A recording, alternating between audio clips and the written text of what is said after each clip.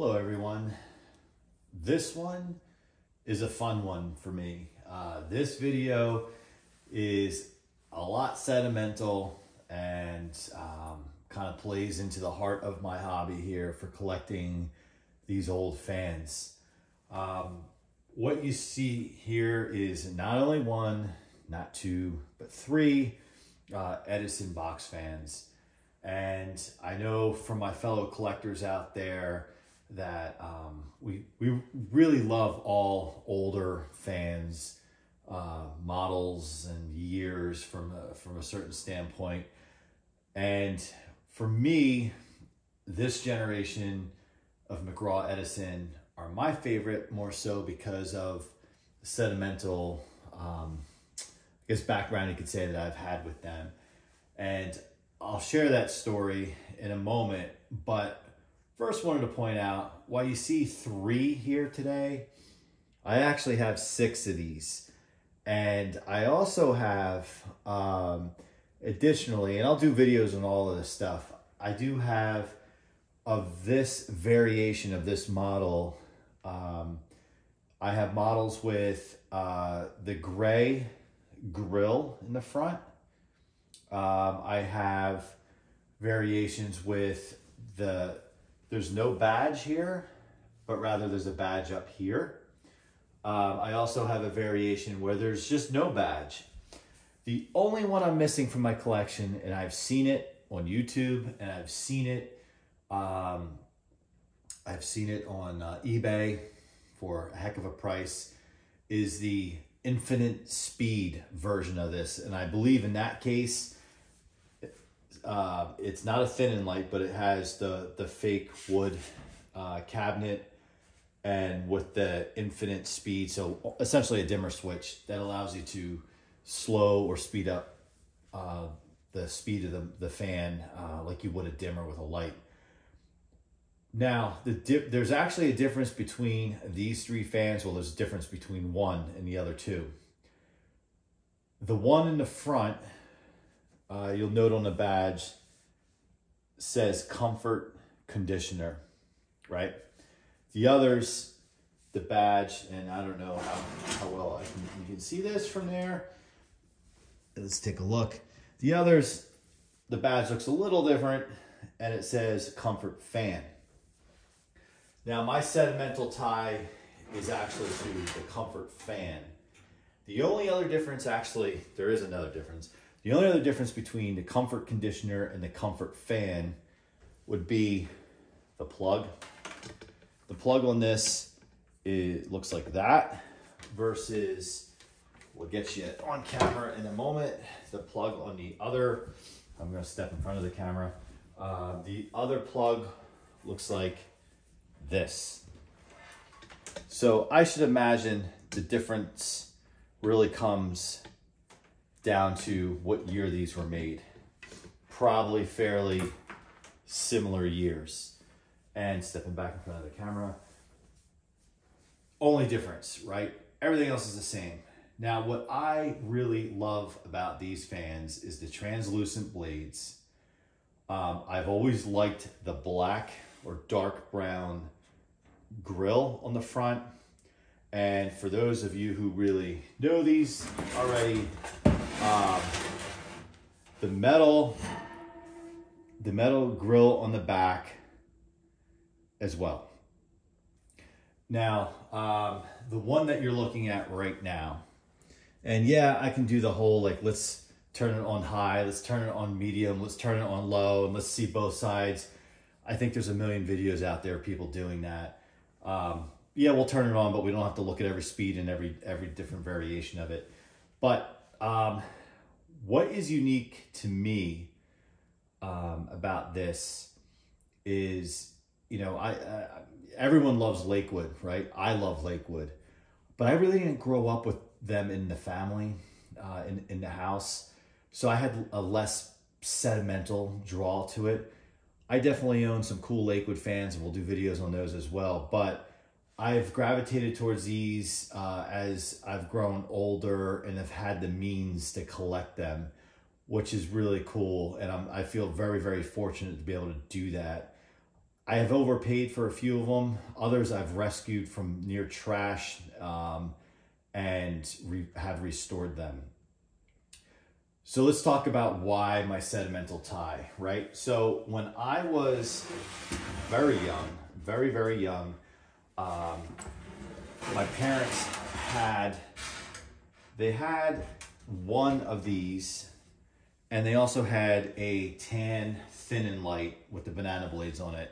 Another video, another story, another time. But for this, we had one, and I remember my sister and I were old enough, and we had our own bedrooms, and it was hot, and we were like, oh, we need a fan.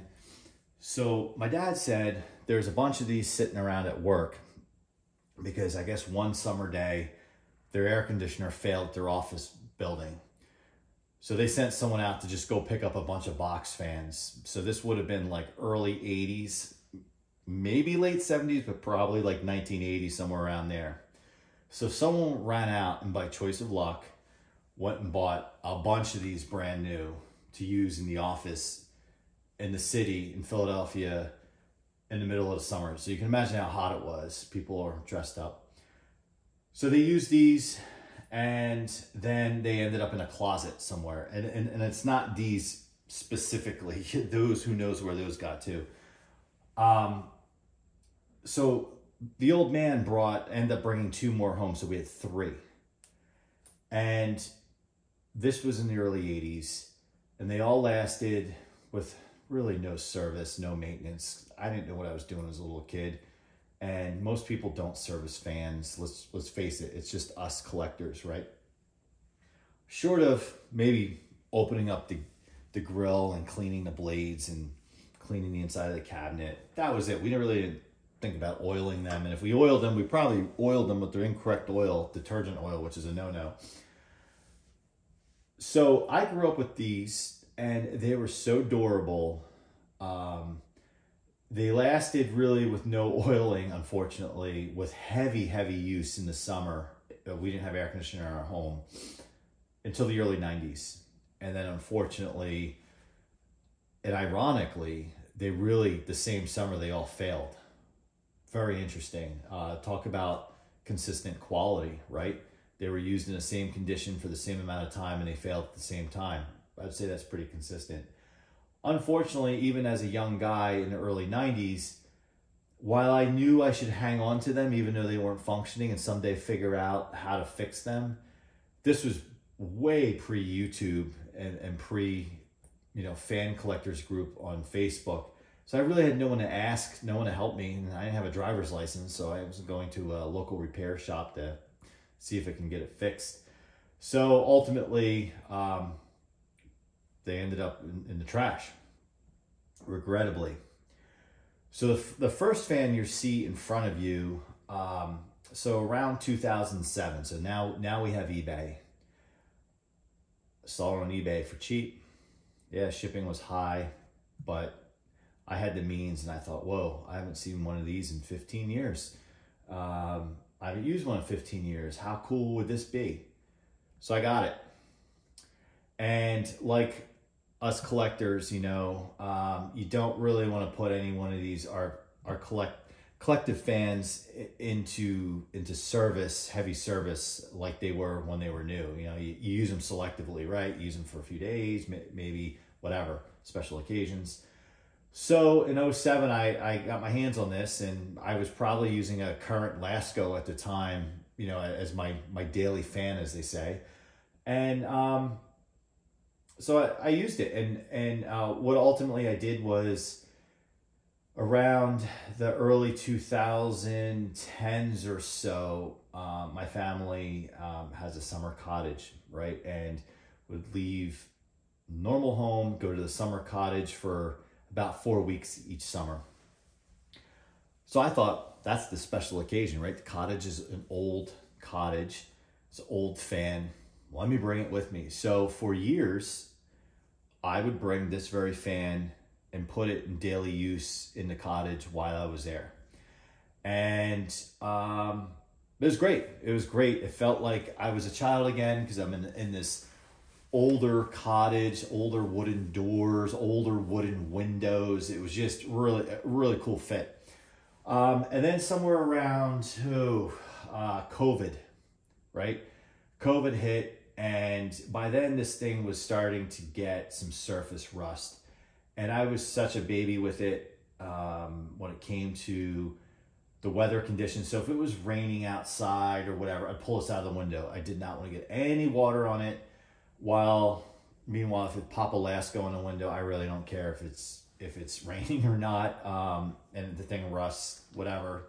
The idea the fan's on, it's going to air dry. Not always the case.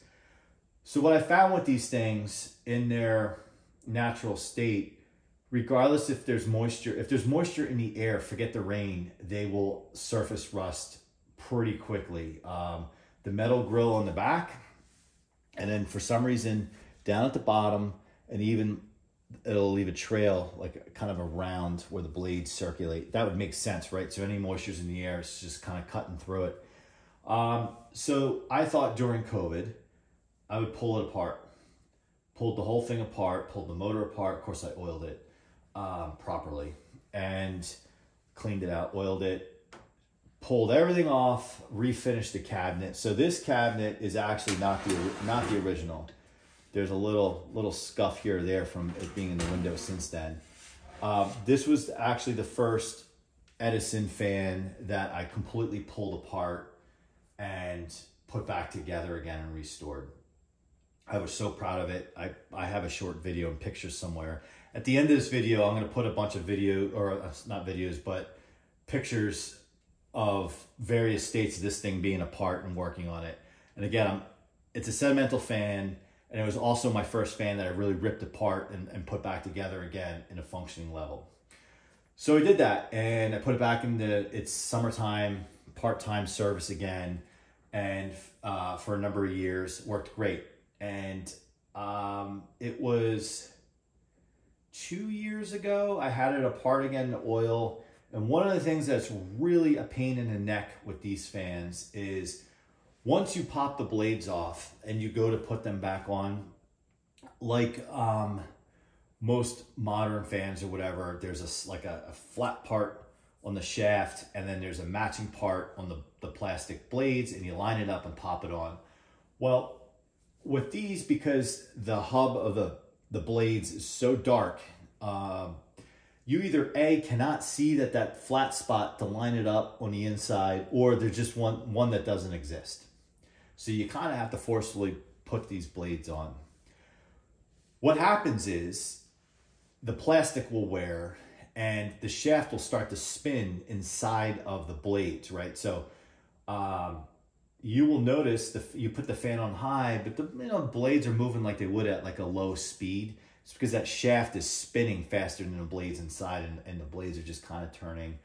I learned this from some great guys in the Facebook groups, and also there was one video out there from a guy on YouTube who had, I think it was a thin and light, but same problem. So one of the solutions is to take a thin piece of tape, put it on the edge of the shaft, and then put the blades on. So I did that. I reassembled it. We're back in business. We're working. And then I think it was last year, I was noticing a problem again, and it was making a loud squeaking noise as it was running. Spin down, everything was great still. It would crank up, and after it would run for about 5 minutes, you would get this like screeching, squeaking noise coming from the motor. And I have a short video clip of that I took last year that I'll add to the end of this video as well, so you can kind of see what I'm talking about. And I couldn't figure out what it was. I ripped the whole thing apart. I thought maybe I had reassembled it incorrectly. I'm pretty meticulous when I reassemble. I take pictures along the way as I'm disassembling, so I can recall what I did. That is a great tip, and it's kind of fun to document the process. So I reached out to one of the guys in the fan group who's been really, really good to me. and he said, send me your motor. Awesome. So I sent him the motor, and really what it came down to was he was basically saying that the bearing was no longer really holding any oil, or we weren't quite sure. That was kind of what we came up with. And so he said, look, I have spare covers, bearing, all that stuff, shaft. I'm just going to slap it in your motor, test it, and send it back. And he did. And what was really awesome about him is he sent my original pieces back as well. Not that I'll really use it, but I guess it's good to have kind of spares. And if anyone knows how to kind of refurbish or recover, restore that stuff, that would be really neat to know, to be able to do that, because I do love saving these things. So now it works like a charm again. So this fan, as I said, I got in 2007 because it reminded me of the one that I had in my room for years and years as a kid. Now this one has become that sentimental attachment to me, because it was the first one of this model I really learned how to fully restore. It's had internals replaced. The cabinet's been refinished. So this one now kind of holds that special spot to me. This comfort conditioner. It's the only comfort conditioner versus comfort fan I have. You do get to a point where you have enough of these things and you have to do things to be able to tell them apart. Obviously I can tell this one apart, and the ones back there from the others I have in storage, or I should say on my display shelf, which I'll do a video on the display shelf at some point. The one to the right, I should say, was actually left for dead. It was burned out. And same person from the Facebook chat group, I would mention his name, but I don't know if he wants his name on video. If he does, I'll put it in the comments. I recommend going to him. And no, it's not Tori. Everybody knows who Tori is in the groups. He has helped me as well. So this one back here, I've got a little help with, and was able to restore it. And it was left for trash. It was just dead. And so I cleaned it up. It needs to be cleaned. So I've had this one for, I think, about 5-6 years now. I haven't really used it in any type of service way. You can even tell because the cord's still wrapped up, and I've left it that way.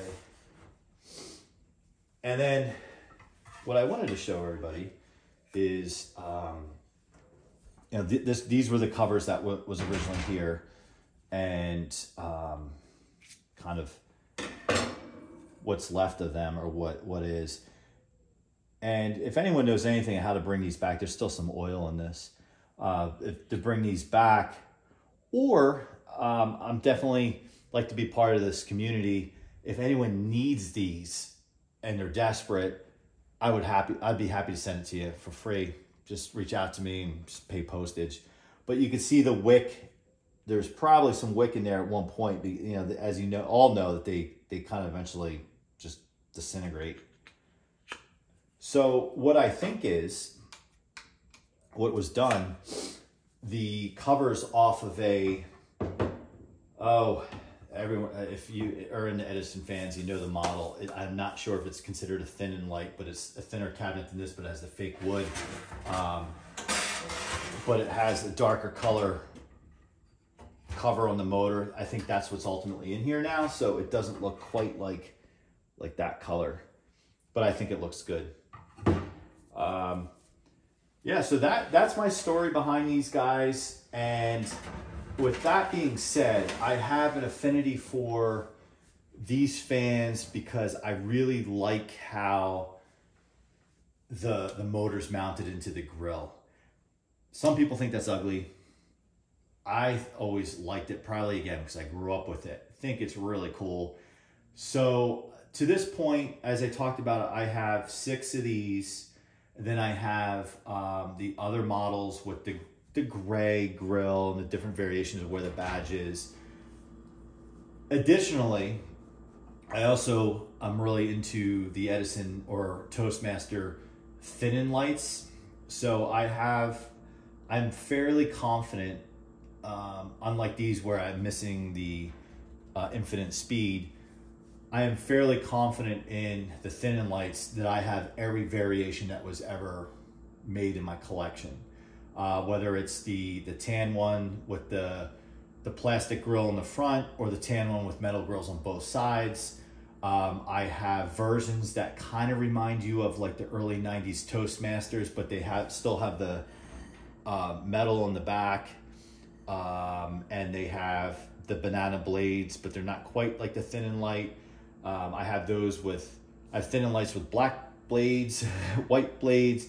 I have a thin and light that I call the Green Machine that is green with white blades and metal on both sides. So all different variations, and it would be really cool because for the longest time, I just used to think just when I had I collected the last variation of a thin and light, one would pop up somewhere and I would grab it. And again, I don't take it for granted. I know it's not expensive to actually buy these, but it's expensive to get them shipped to you. And I am grateful beyond gratefulness that I have the means to be able to do this, because it is kind of a cool little hobby, and you learn some stuff. I didn't grow up in an electrically inclined world, so I self-taught on a lot of this stuff. So certainly in the comments, if anything that I have said sticks out and either I misspoke or somebody says, hey, I got a suggestion for you, would love to hear it, would love to connect with you. That would be really helpful. So the last thing, I am going to turn it on, but I'm not going to do the boring high, medium, low. This is what it looks like. This is the airflow. Turn it around. I will turn it on for a minute or so, maybe just show the back. But before I do that, the one thing I want to just say is, growing up, my family tended to use these in the window on exhaust, so pulling the air out. So we typically always saw this side. And, it's hard with the lighting in here, and I apologize for the lighting in here. But during the day, clear, and at night, black as night. Always thought that was cool, and I thought it gave these fans a personality. They looked so different in different lighting, or depending on what side of the window you had this turned in or out. So it was always like this. But what I found is, when you bring that window down, you have this big space here, which is awesome. No matter really the window, this thing would pop in. Now, where it struggles, ironically, most people use the fan blowing air into the room or into the space. So you got to have the fan this way, of course, right?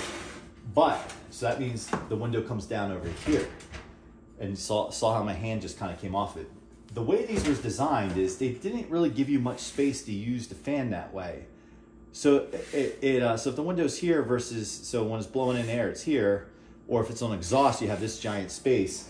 I often wondered why, and I wonder if when this was designed, it was, you see in the newer fans sometimes do not use a window. I wonder if their intention was people are going to use this on the floor, or they're going to mount it in the window using the either the holes in the side that people use on those stands, or I remember my grandparents, they actually had a mount that would like screw to the window, the outside of the windowsill, or I should say the perimeter of the windowsill inside the room, and then you pop off the grill and you mount it in. I don't know. It's just an interesting little quirk. So sometimes if I would use this with blowing air in, you kind of have to finagle it in the window, because if you get a breeze, you don't want this thing landing on the floor. All right, so I'm going to turn it on now, and then we'll end this video. But at the end of this video, be sure to hang on and check out some short little clips of this running with the squeak that I had when it had these in it, and then of course some just pictures along the way of this thing being restored. Again, any constructive comments would be helpful, and I would like to if you have any videos, if you're also a YouTuber, feel free to send me to your channel as well. I'd like to check it out. So let's give it a twist. And it's blowing the tripod. I know that's really annoying.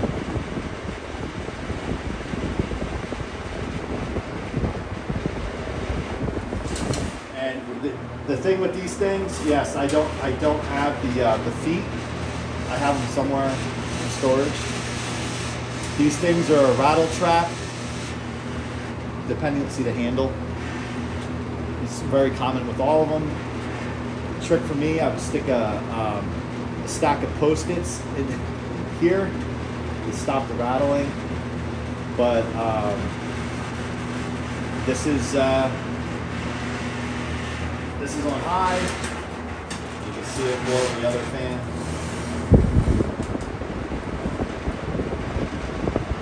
So I will end this video with the spin down.